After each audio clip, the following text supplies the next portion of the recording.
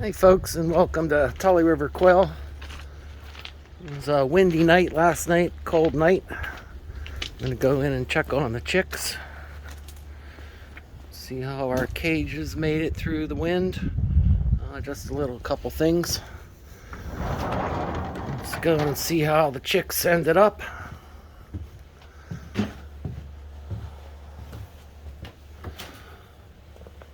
Well, they look a little cold still, but they're surviving. Gotta give them some food. Let's see these guys. These are our 2-week-old guys. They need a little water and a little food. Let's check the temperature in there. It is 90 degrees on that bird, so that's good.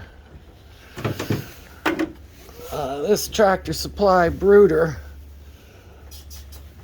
was never set up to be for an outdoor setting because the heat plate was only set 9 inches above the flooring. So as you've seen in my other videos, I created a way to drop these down. I just moved some birds out of this top brooder and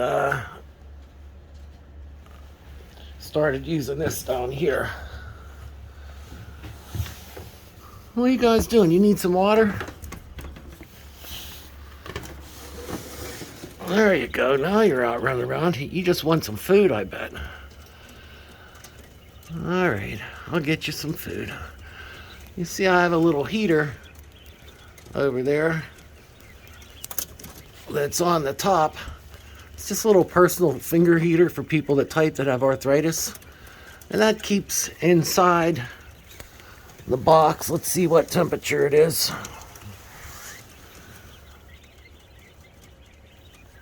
So the top of the box is 70. And that's after a 20-degree night. But under the heat plate is good. What are you guys doing? I'll give you some more food here in a minute. These are 1-week-old jumbo wilds. There's some jumbo Pharoahs in here, the cinnamon jumbos. And some white wings running around in here. And some whites. I wish one of the white wings would pop out. Alright, let's go take a look at some other guys out here. Here's my special breeding pen that I keep for some guys that I like to work with. There's a jumbo Pharoah. There's a crossbill quail that keeps getting picked on. I gotta trim his bill. And then I have a wild.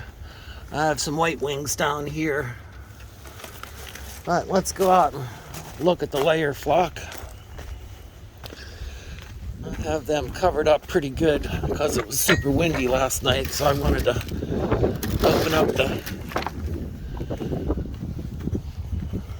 open up their cages.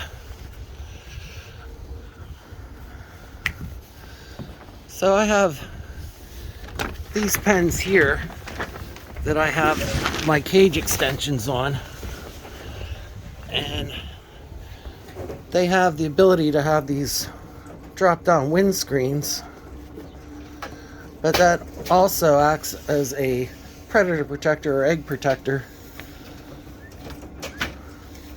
and it keeps them a little warmer. I have some foam board on the side. I just cleaned their trays out a couple days ago. You guys poop a lot. If you were a knight, you'd be Sir Poop a lot.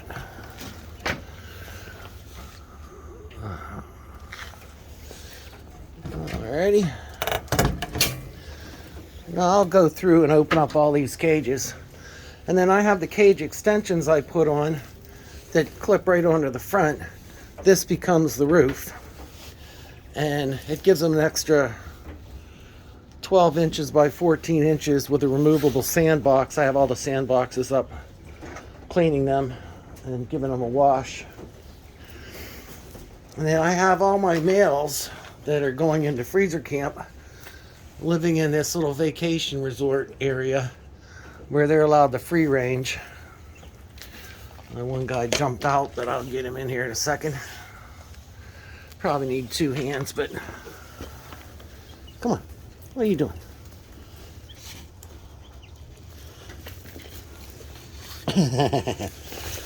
I'll get him later.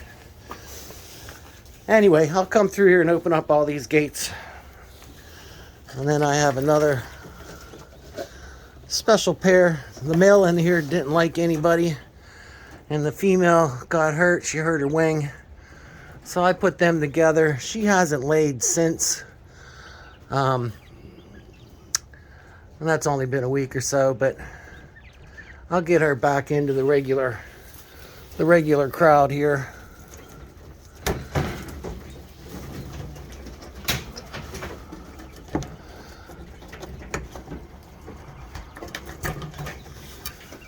And then I have these 3 white males here that I swap out every once in a while. There's 1 male and 4 females in this cage. But I'll go through and open all these guys up here. Take a little walk down to the Bobwhite pen just to show you. So one thing you got to consider when you're setting up your homestead is the ergonomics of everything. Excuse me. You know, you don't want to be running all over the place. So you want to keep things a little easy. So you also don't want to have it so that it's the only thing you have going in your yard. So someday I plan on using this fence line to put some cages on. But there's the mighty Tulpahawken. Here's our little garden. Strawberries. Had some killer Brussels sprouts last year until the groundhog got them. Little herb garden. And then this is going to be a flyway for our Bobwhite. I call it the Red Rocks. But let's go down and see how these guys are doing. Yeah, see how windy it was? It killed our fake owl. Yeah, it's still cold. I don't know if you can see it. I'll show you when we get down there. But I have a light that I can see from my house that shows me when the circulating water pumps on.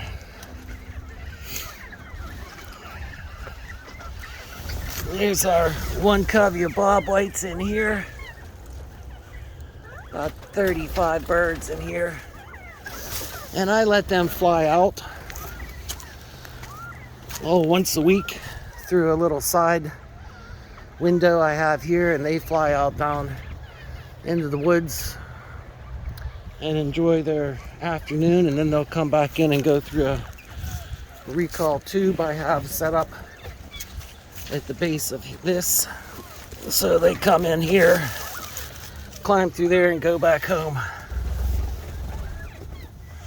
I know you're ready for me to give you some snacks. That's all you guys want. Let me show you this. This is our winter watering system. You can see the circulation pumps going. I have a pump in there and a heater. I also have a little accessory heater that I have in there that is on all the time. I have to clean up that filter here, which I will do when the pump stops. But here's the little light that I have. Now I have this running off of solar. So I have a solar panel here, and I have another solar panel on top here that catches the evening sun, that catches the morning sun. So those are both 100 watt. And I have a battery in here, and these guys like to sit on the battery. Yeah, they like to stay warm on the battery. But in the afternoon, they hang out up on top here.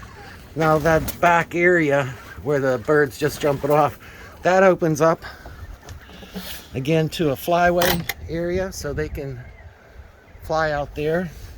And then I have the recall part on the other side of the hutch here that I'm not going to walk around and show you, but it's on the front of that.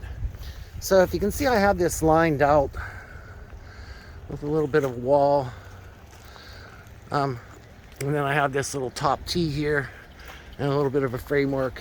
And so I have these logs that I need to move, but this is my little Red Rocks amphitheater. I have a heavy-duty snow tarp that's going to cover all this, and it will go down and encompass half of the coops. So one half will be open to the woods, so I can let them out into the woods, and the other half will come into here, which will be more of a flyway pen.